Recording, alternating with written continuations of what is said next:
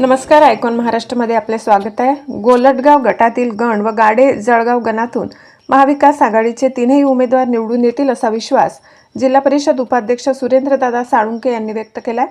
जनतेच्या कामाचा अनुभव असल्याने विकासात्मक कामे हेच उमेदवार प्रभावीपणे करतील असे त्यांनी सांगितले. तुमच्या नेतृत्वाखाली गोलटगावमध्ये महाविकास आघाडीचं पॅनल उभं आहे, कसा प्रतिसाद आहे? जिल्हा परिषद आणि पंचायत समितीचे जेवढे सगळे उमेदवार आहेत हे अत्यंत सक्षम आणि ग्रामविकास यंत्रणेमध्ये 15-20 वर्ष काम केलेले कार्यकर्ते आमच्या संघटनेने दिलेले आहेत. आणि त्याच्यामुळं सगळ्या लोकांना हे समजतं की ग्रामविकास यंत्रणा ही अवघड विषय. जसं अर्बन डेव्हलपमेंट एक वेगळा विषय असतो आणि रुरल डेव्हलपमेंट एक वेगळा विषय असतो. ज्या माणसाने RDDमध्ये काम केलेलं आहे तोच माणूस खऱ्या अर्थानं जिल्हा परिषद लढवण्याकरता सक्षम असतो आणि त्याचा विचार करून आमच्या संघटनेनं तिकीट दिलेले अत्यंत चांगला प्रतिसाद आहे. आणि तुम्हाला एकमेव सांगतो की या सर्कलमध्ये अजून तो काँग्रेस पार्टीनं दिलेला उमेदवार पडला नाही.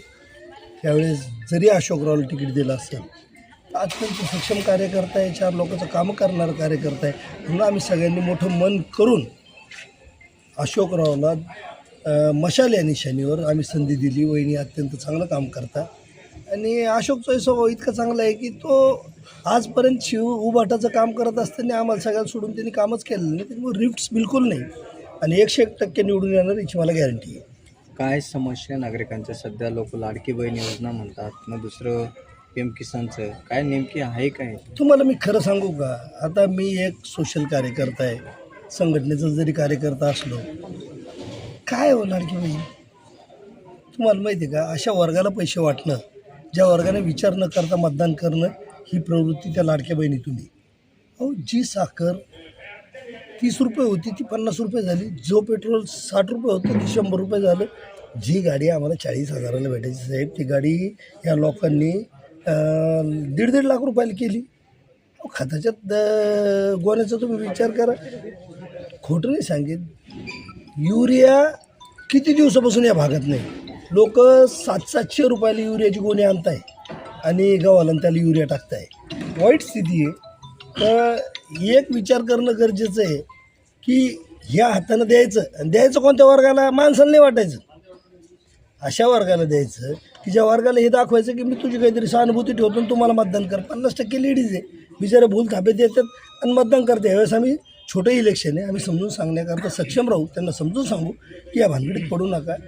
हे जे निर्णय आहे हे ग्रामविकास यंत्रणेच्या संदर्भातले निर्णय, ह्या घेणं देणं पैशाच्या नादी लागून काय नाश करता गावाचा? अहो, तुम्हाला सांगतो, जर का एक फालतू माणूस निवडून आला, विकून खातो साहेब. आणि तो जर का चांगला माणूस निवडून आला तर वायगावसारखा विकास होतो. तुम्हाला मी सांगतो, गावामध्ये CCTV कॅमेरे, गावामध्ये 18 वर्षापूर्वी ड्रेनेज लाईन, तुम्हाला सांगतो गावामध्ये पेवर ब्लॉक, एक चक्कर तुम्ही वायगावला मारा आणि खऱ्या अर्थाने विकास कशाला म्हणते ते एकदा बघा.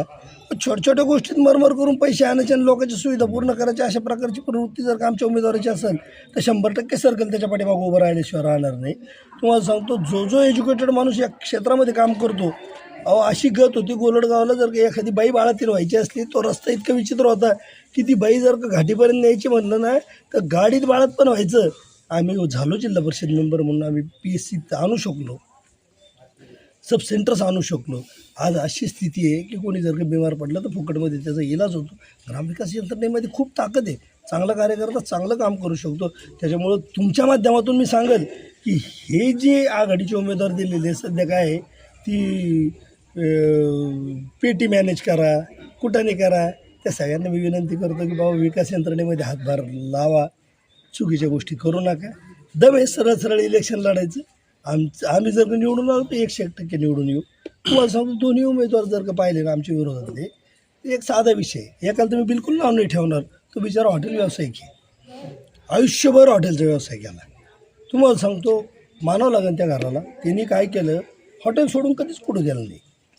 अत्यंत क्षमतेनं काम करत राहिला, 2 पैसे जमा केले, ते कुटुंब चांगलं पैसेवालं झालं, 4 पैसे व्यवसायातून उभा केले. पण यायला माणूस सापडा ना, दिलं त्याच्या गळ्यात घालून पैशावाला दिसतो. आता ती स्ट्रॅटेजी झाली भाजपची, ज्याचा जो पैसा त्याला उमेदवारी, ज्याचा जो पैसा त्याला उमेदवारी. गोरगरीब कार्यकर्ते मरा नका. किती जण सोडून गेले साहेब, माझ्या समोर जे कार्यकर्ते काम करायचे ते सगळे कार्यकर्ते भारतीय जनता पार्टी सोडून गेले. क्षमता नाही तेवढी. कोणीतरी एक मोठा माणूस आणायचा, त्याला बसवायचं आणि सुरू करायचं. आता आमच्या इथं अजून एक उभं केलं. तुम्हाला मी सांगतो, आदरणीय सन्माननीय प्रहार संघटनेची ते नेते, काम काहीच नाही. सकाळी उठायचं, काहीतरी एखादा अधिकारी पाहायचा, त्याला ब्लॅकमेल करायचं, निवडून उचलला त्या कॉन्ट्रॅक्टरला ब्लॅकमेल करायचं, इकडं पाहायचं इथं काय चालू आहे त्याला ब्लॅकमेल करायचं. एखादं घर जर का कॉस बाहेर निघेला असला तर त्या कॉसवाला सांगायचं तुझ्या घराचं अतिक्रमण दिसतंय जरा मला. म्हणजे प्रवृत्ती अशी आहे की विकास यंत्रणेवर काम करायची मानसिकताच नाही आहे. आणि आमच्या माणसाची विकास यंत्रणेवर काम करण्याची मानसिकता आहे.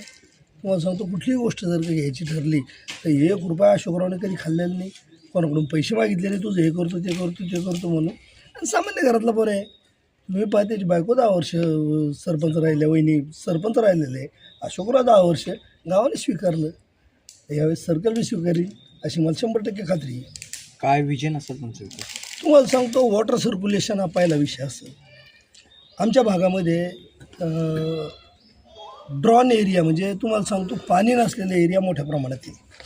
आम्ही हा विचार करू की इथं बाजूला सोमठाण्याचा तलाव आहे.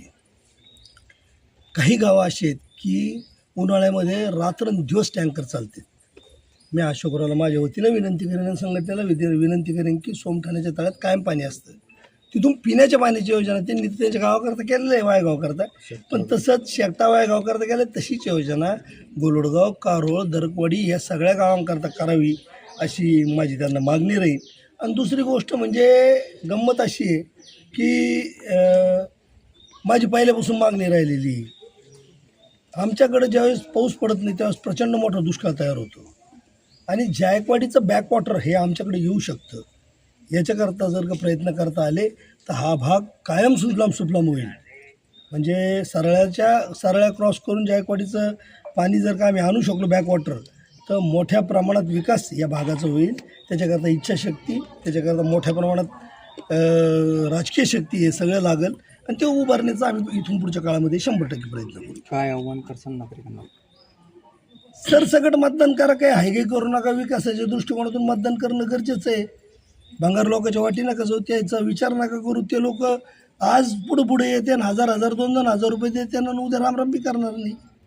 रस्त्याने दिसलं तर काचावर करीत नाही हो काही लोक.